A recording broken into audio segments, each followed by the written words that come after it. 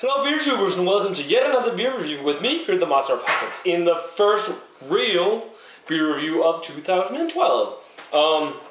Because the ones you've seen like this before this has just been reviews that I've shot back in 2011 that I didn't get to upload already, both from the trip to Copenhagen and yeah, I think actually all of them are from the trip to Copenhagen. I'm not really sure, but the beer for today, first beer of the year.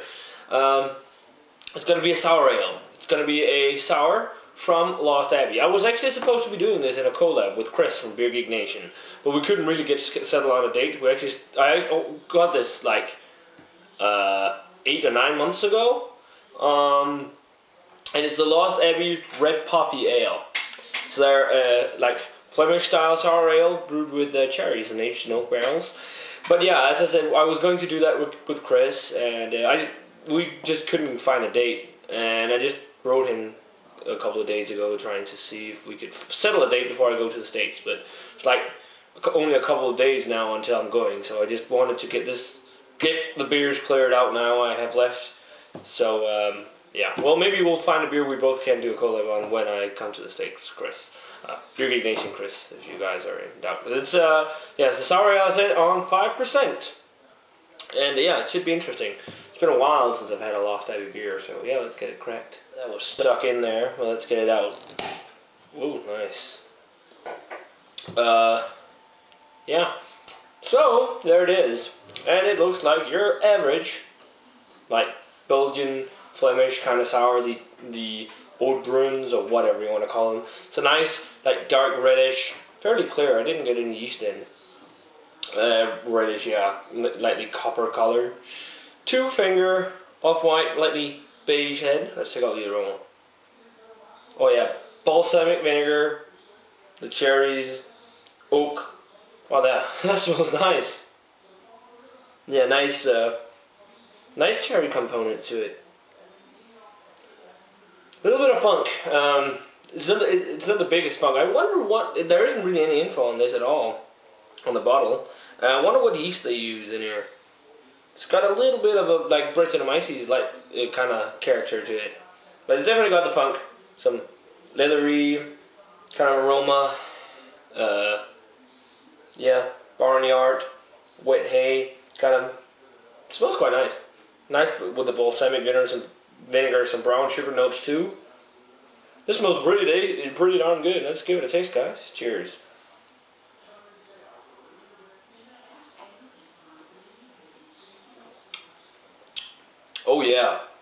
Oh yeah, that's a pretty darn tasty sour ale.